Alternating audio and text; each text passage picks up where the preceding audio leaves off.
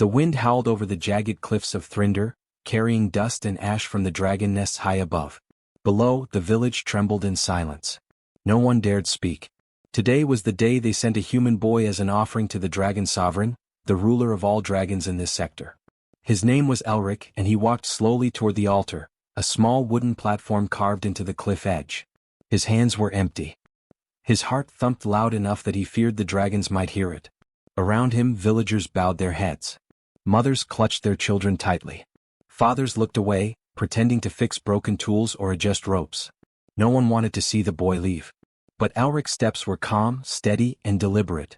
He did not run. He did not cry.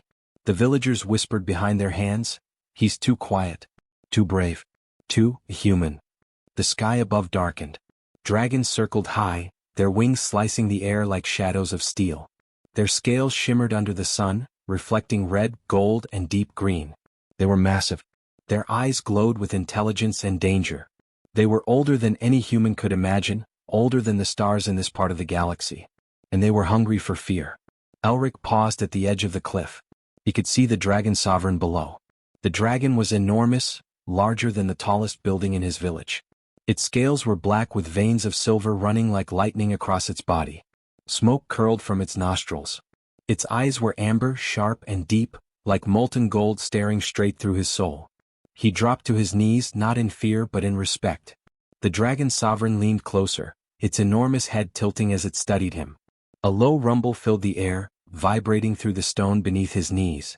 Every muscle in Elric's body wanted to run. Every instinct screamed to scream. But he did not. He had learned something the villagers had not understood. Dragons did not only respect fear, they respected courage. "Why do you not tremble?" a voice echoed in his mind. Not words spoken aloud, but thoughts projected straight to him. Elric blinked. It was the dragon. It spoke without moving its mouth. The sovereign's mind was strong, sharp, and commanding. It could crush him with a thought. "I do not fear death," Elric replied, his voice steady though it shook inside. "But I fear leaving the world without trying to understand it." The dragon's eyes narrowed, curious. No human had ever spoken like this. No human had ever answered without begging or pleading. Around them, other dragons murmured among themselves, a sound like mountains shifting. They had never seen one like him. Elric rose to his feet. The wind whipped around him, tugging at his hair and cloak. He took a deep breath and stepped closer to the edge toward the dragon. "I did not come to be taken. I came to learn. I came to show that humans can be more than offerings." The dragon sovereign's tail lashed, knocking over stones from the cliff. Its voice rumbled again, this time aloud. "Many have come before you. They screamed, they struggled, they begged. All fell. Why should you be different?" Elric met the glowing eyes. "Because I will not give you what you expect. I will give you truth. I will give you understanding." A silence followed. Even the wind seemed to pause. The villagers watched from afar, holding their breath. Some thought he was insane. Some hoped he was. But the dragons were quiet too. Curiosity was stronger than hunger.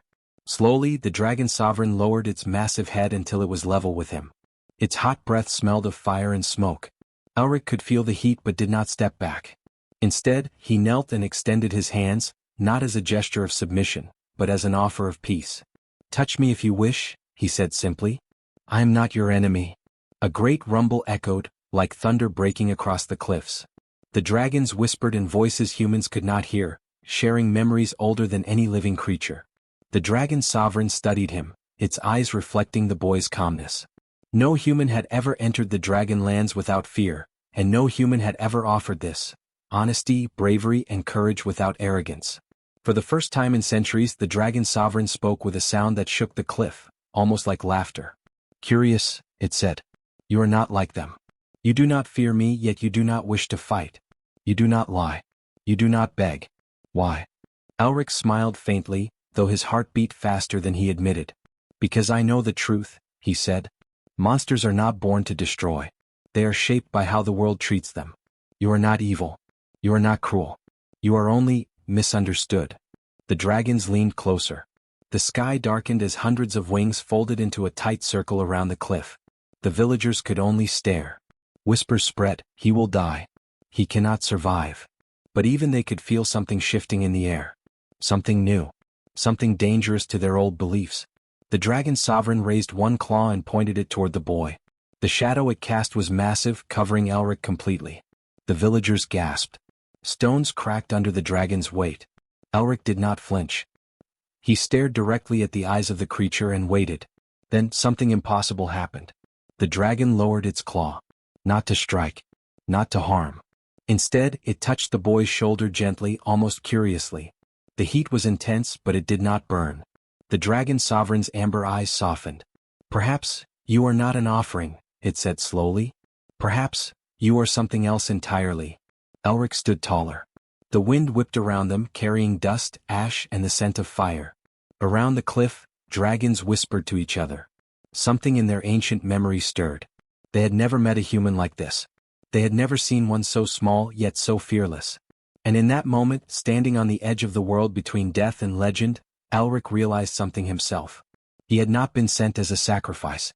He had been sent as a choice. The dragons could take his life, or they could see the truth in his heart. The sun slipped behind the horizon, casting the cliffs in red and gold. The dragon's eyes followed him. The villagers held their breath.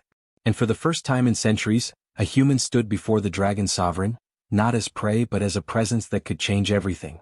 Elric did not run. He did not hide. The dragon sovereign's eyes followed him as he stepped carefully into the valley below, where dragons of all sizes gathered. Some were small, no larger than a cart, with scales that shimmered like polished emeralds. Others were massive, their wings stretching like storm clouds, their claws sharp and glinting. The air was thick with smoke, heat, and the smell of stone and fire. Every dragon looked at him with curiosity and suspicion. He moved slowly, holding his hands open in a gesture of peace. Some dragons hissed quietly, wings twitching, tails snapping. Others leaned closer, their eyes glowing with intelligence. This was not a place for humans. It was a world built on power, on fear, on survival. But Elric did not see monsters. He saw beings shaped by isolation, beings who had never known kindness outside their own kind. A small dragon, no larger than a child, limped toward him. Its wing was torn, its scales dull. Elric crouched down carefully, making sure not to seem threatening. "Hello," he said softly. "You are hurt. Let me help you." The dragon hissed, but it did not run. Elric reached out slowly, touching the edges of the torn wing. He felt the heat under its scales. He whispered words he did not even know the dragon could understand, calming it with gentle tones. Slowly, the small dragon allowed him to touch it. Elric cleaned its wound with a cloth he carried and wrapped it as best he could. The dragon blinked, unsure, then nuzzled him gently. Other dragons watched. Some snorted in disbelief. Some laughed in low, rolling rumbles. None had ever seen a human treat them without fear or aggression. For centuries, dragons had expected humans to scream, to fight, or to die begging. And yet here was one human, kneeling among them, offering care instead of weakness. Elric continued walking through the dragon encampment. He helped a young dragon untangle its tail from sharp rocks. He offered water to another that seemed sick and too proud to drink from the pools. He spoke quietly to dragons that had never heard a human voice before. His words were simple but full of respect. He did not ask for permission. He did not demand attention. He simply acted. A group of elder dragons approached, their eyes sharp and full of suspicion. "Why do you touch them?" one asked, projecting its thoughts into his mind. "They are not yours. They are wild. They are dangerous." Elric did not flinch. He looked at them directly. "They are not dangerous to me," he said, "and I am not yours. But we can learn from each other. You will see if you let me stay." The elder dragons murmured among themselves. They had never encountered a human like him. A human who spoke without fear, who acted without violence, who chose kindness instead of survival. Some whispered that he was foolish. Others wondered if he was different. Elric found a larger dragon struggling with a broken claw. Its roar was loud, shaking the stones under his feet, but he did not step back. He knelt carefully and examined the claw, murmuring words of reassurance. The dragon's eyes narrowed, ready to strike, but it did not. Elric worked patiently, removing jagged stones and using the cloth to bind it. When he was done, the dragon lowered its massive head, letting him touch it without aggression. Days passed in the Dragon Valley. Elric slept among them, careful not to intrude, careful to respect their space. He ate what they offered, learning their ways slowly. He learned which dragons were stubborn, which were gentle, which were quick to anger. And in return he gave them something they had never experienced: patience, trust, and care. The other dragons began to notice. A few came closer, not out of fear or hunger but out of curiosity. They watched him lift small stones from nests, untangle wings and offer water. They saw how he never demanded, never shouted, never ran. He treated them not as monsters or gods, but as living beings deserving respect. One evening, as the sun set over the jagged cliffs, the dragon sovereign returned to observe him. Elric was kneeling beside a wounded dragon, carefully supporting its head. The sovereign's massive eyes glowed in the fading light. For a moment, it remembered all the humans who had been sent before him, screaming, trembling, pleading. All had failed. All had died. But this one was different. You touched them, the sovereign said slowly, its voice rumbling like distant thunder. And yet they do not strike. They do not flee. How? Elric looked up at the massive creature without fear. Because I do not wish to harm them, he said simply. I do not see them as enemies. I see them as beings who suffer alone. If I can make even one feel safe, then I have done something important. The dragon sovereign leaned closer, its wings folding into the shadows around the valley. Many say humans are weak. They say you are small, fragile, and foolish. And yet, you survive among dragons not by fighting but by giving care. Why? Elric smiled faintly. Strength is not always in the claws or fire. Sometimes it is in the heart. Sometimes it is in knowing the right thing to do when everyone expects fear or hate. A low rumble of approval spread among the elder dragons. They had never heard such words, never seen such courage. Elric had done what no human had ever done before. He had entered their world without anger, without deceit, without fear, and he had changed the way they saw him. By the time the sun fully disappeared behind the cliffs, the dragons no longer whispered only about him as a human in their land. They began to whisper about him as something else, something rare, something powerful in a way no one had expected. And Elric knew, even as he helped the last wounded dragon settle for the night, that this was only the beginning. Among monsters he had chosen kindness. And that choice, simple as it seemed, was beginning to reshape the world around him. Elric woke to the smell of smoke and the low hum of dragon voices. The valley was quiet now, but the dragons had not forgotten him. They moved around in their own way, some watching, some resting, but all aware of his presence. He did not feel fear. He felt curiosity the same way he had felt when he first arrived. He wanted to understand them, to see their truth. The dragon sovereign appeared suddenly, landing with a thunderous crash that shook the rocks. Elric bowed slightly, not in submission but in respect. The dragon's amber eyes glowed in the early morning light. You have stayed among them, the sovereign said. Its voice was not angry. It was curious. You have touched them, spoken to them, healed them. And yet you are still human. You are small. You are fragile. And you survive. Elric looked up without hesitation.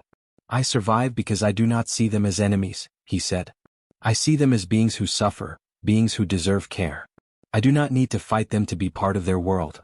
The sovereign leaned closer, its massive head tilting. You speak words older than time, human. Do you know what you say? Dragons were once free rulers of the stars. We were feared because no one could stop us. But we were also lonely. We learned to rule by fear because no one offered trust. No one ever tried to understand us. And now, you do. Elric listened carefully.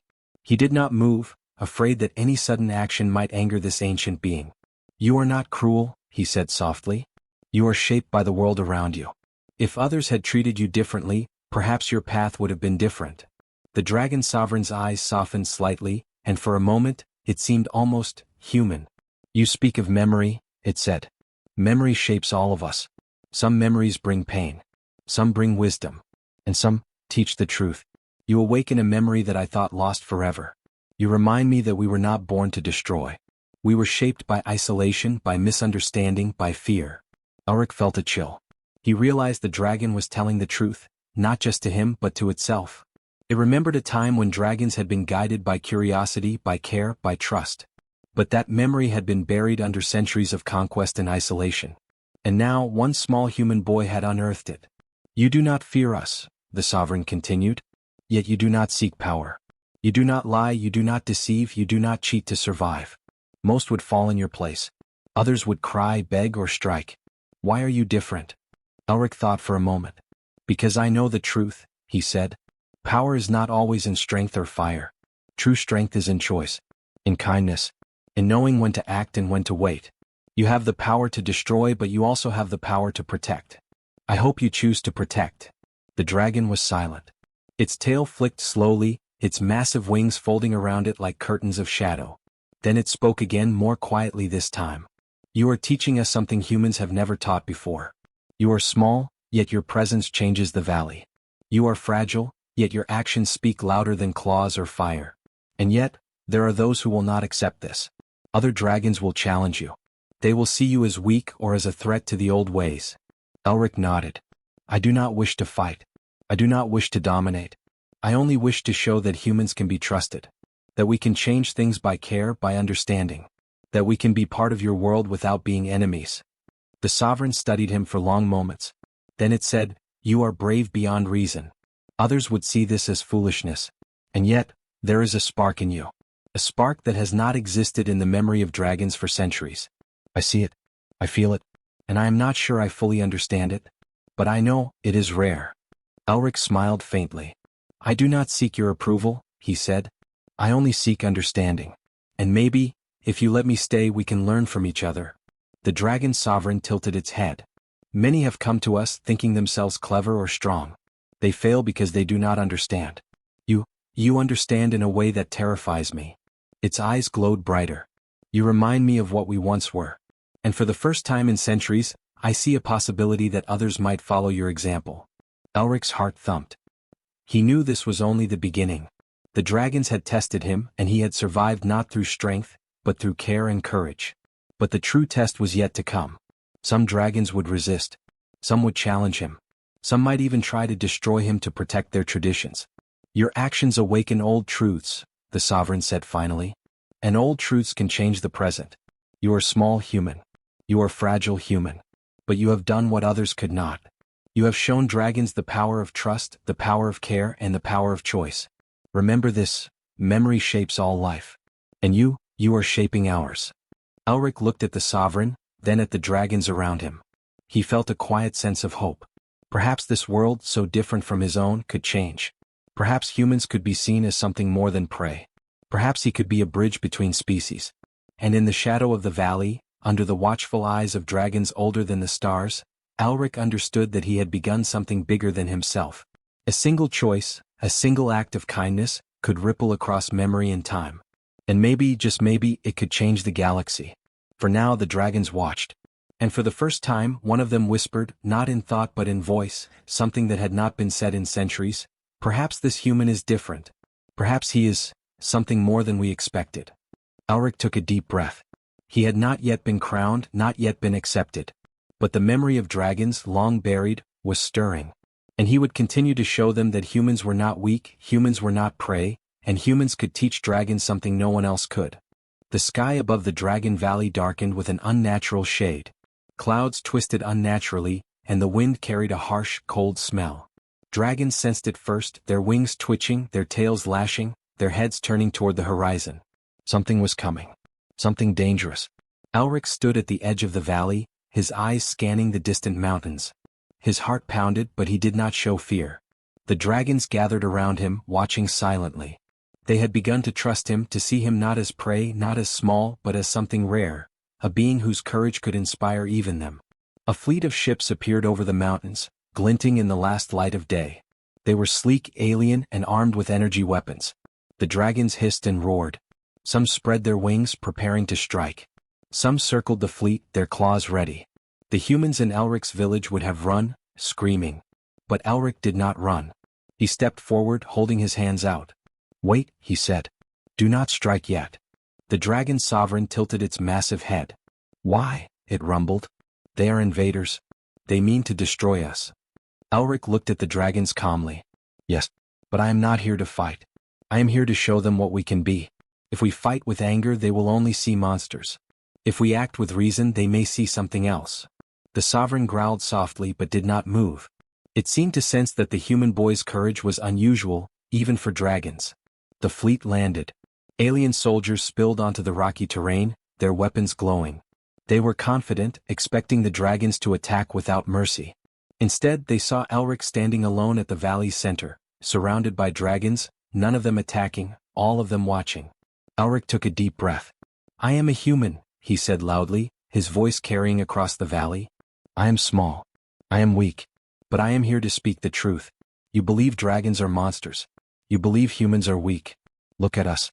We do not need violence to stand together. We do not need power to be strong. We only need courage and understanding. The aliens hesitated. They were trained to destroy dragons, to fear nothing. But they had not expected a human to speak with such authority, to command the attention of creatures far larger than him. The dragons shifted, leaning closer, their wings folding, their heads lowering in a protective stance but not attacking. A young dragon, one that Elric had helped heal days before, stepped beside him. It flared its wings, a warning, but it did not strike. Elric smiled faintly. "See," he said. "We do not fight out of hatred. We fight only if forced. And we only protect what we care for." The aliens looked at each other, unsure. Their commander raised a weapon, but something in the air told him to pause. The dragons were watching, their eyes glowing, and yet no attack came. The human stood calm, his hands empty, and still he commanded respect. Then the dragon sovereign moved. It landed beside Elric, its massive claws sinking into the stone. Its eyes glowed brighter than the setting sun. Slowly, it lowered its massive head until it touched Elric's shoulder lightly, almost tenderly. The air vibrated with power, and every alien froze in place. "You are no longer merely human," the sovereign said, its voice rolling like thunder. "You have walked among dragons without fear. You have healed them, spoken to them, and shown them kindness. You have done what no human, no dragon, and no creature has done in centuries. You are worthy of a mark, a crown." Elric blinked. "A crown?" he whispered. "Yes," the sovereign said. "Not of gold or jewels. Not of power. But of trust and respect. You are now dragonkin royalty. You are part of this world, and you have proven that courage and kindness are stronger than fire or claws." The other dragons murmured among themselves. Some hissed, some roared in approval, and some could not believe what they were seeing. They had lived centuries ruling through fear, and now, a human boy, small, fragile, and unknown, was being crowned beside their sovereign. Elric knelt as the dragon sovereign circled him with a massive wing, as if wrapping him in protection. It pressed a glowing mark into his shoulder. It burned warmly, not painfully, a symbol of trust, loyalty, and courage. Elric felt a strange power fill him, not of magic but of unity. He belonged here not as prey but as something greater. The aliens, seeing this, lowered their weapons. They could not attack. Not yet. The dragons had chosen peace in this moment, guided by a human boy. The commander realized that force alone could not win here. Perhaps some lessons were larger than war. Elric stood slowly, turning to face the dragons. "This is not the end," he said. "This is only the beginning. If we can learn to trust each other, to care for each other, perhaps the galaxy can learn too. We do not need to fight to be strong. We only need courage and kindness." The dragons roared, not in anger but in approval. The smaller dragons chirped and flapped their wings. The larger dragons raised their heads, their eyes glowing brighter. And above them all, the dragon sovereign leaned close to Elric. "You have done what no other human could," it said. "You have united creatures that have ruled by fear for centuries. Today you are not a sacrifice. You are a bridge. And your crown is earned not by blood but by heart." Elric smiled. He did not feel powerful. He felt connected. He felt the weight of responsibility but also the warmth of trust. Around him, dragons of all sizes, shapes, and ages had witnessed something impossible. A human boy, small and fragile, becoming royalty not by fire or claw, but by courage and kindness. And in that moment the sky cleared slightly. The wind softened. The aliens hesitated, and some retreated, realizing that the valley was no longer just a place of fear. It was a place of unity, led by a human boy who had dared to be brave, honest, and kind. Elric raised his hand slightly as if to say, "This is the way forward." And the dragons roared in agreement. Not in conquest. Not in threat. But in choice. In respect. In understanding. The crown no one dared to offer had found its rightful place. The valley was quiet now, but it was not empty. Dragons of all sizes rested in the cliffs and hills, their eyes following Elric as he walked among them. He wore no armor, carried no weapon, yet he held something far stronger, trust. The mark of the dragon sovereign still glowed faintly on his shoulder, a reminder of courage, kindness, and the choice that had changed everything. Elric looked out at the horizon. Ships from other worlds had begun to retreat, unable to comprehend what they had witnessed. The galaxy had long seen humans as weak, fragile, and fearful. But the humans who sent him here had underestimated what one human could do. One human had faced dragons, the most feared beings in this sector, without anger or deceit, and had emerged not as a sacrifice, but as a bridge between worlds. The dragon sovereign landed beside him, smoke curling from its nostrils. Its massive head lowered so their eyes met. "You have changed more than dragons, human," it said. "You have reminded us that strength is not only in claws or fire. It is in courage, in patience, and in understanding. You have shown that humans are more than we believed." Elric nodded. "I did not come to prove strength," he said quietly. "I came to show that even the smallest being can make a difference. That even a fragile human can teach giants about kindness, and even monsters can learn to trust." The dragons murmured among themselves, wings rustling. For centuries they had ruled with fear, believing no species could challenge them, could teach them, could inspire them. And now the truth was clear. This human boy had done more than survive. He had awakened something in their memories, something they thought lost. Word spread quickly across the galaxy.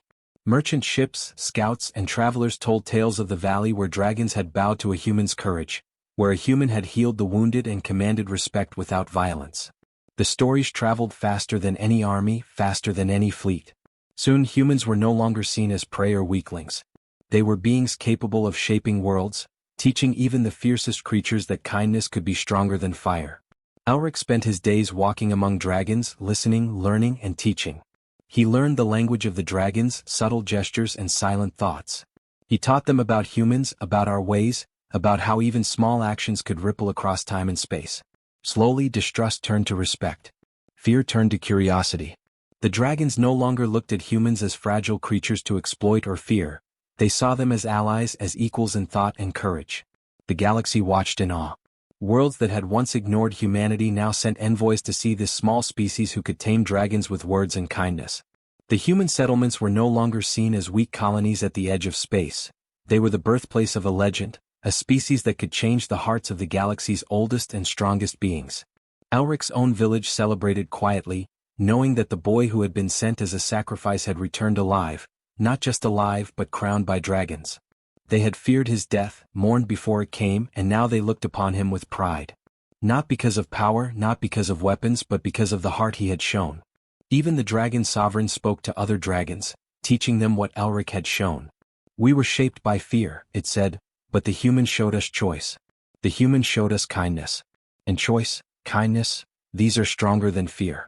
They shape not only one being but the galaxy itself." Elric walked among the cliffs, the wind tugging at his hair, the sun warming his back. Dragons soared overhead, some large, some small, and all watched him with new eyes. He was no longer merely human in their sight. He was a symbol, a lesson, and a bridge between two species that had once been worlds apart. Years passed. The valley became a place of learning, not of fear.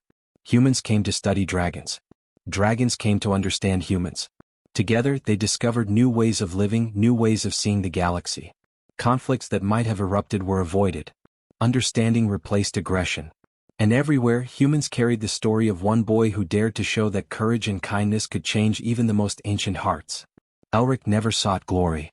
He did not sit on a throne or command armies. He simply walked among the dragons, listened, and taught. But his presence alone reshaped the galaxy's view of humanity. Other species began to see humans not as weak, not as fragile, but as beings capable of inspiring trust, commanding respect, and creating peace through courage. One evening, as the sun set behind the cliffs, the dragon sovereign landed beside him. Its eyes glowed softly. "You have changed everything," it said. "You have shown the galaxy that humans are not merely small creatures at the edge of space. They are beings of heart, courage, and choice. We will remember this. And so will the others." Elric nodded. "I did not do it alone," he said. "Every dragon I met helped me teach. Every act of care, every gesture of trust shaped what we have now. This is not my victory, it is ours." The dragons roared in agreement, not in threat, but in understanding. The sound echoed across the cliffs, across the valleys, across the world. And somewhere beyond the mountains the stars seemed brighter, as if the galaxy itself recognized the truth. Humans could change the universe, not with power, not with weapons, but with heart. Elric looked at the horizon, dragons soaring beside him, and smiled. The boy who had been sent as a sacrifice was no longer just a boy. He was a symbol, a bridge, a lesson to the galaxy. And the galaxy had learned something it would never forget. Humanity was not weak. Humanity could inspire. Humanity could lead. Humanity could change even the fiercest hearts. And in that quiet moment, standing between the cliffs and the stars, humans and dragons alike knew one thing for certain. The galaxy would never see humanity the same way again.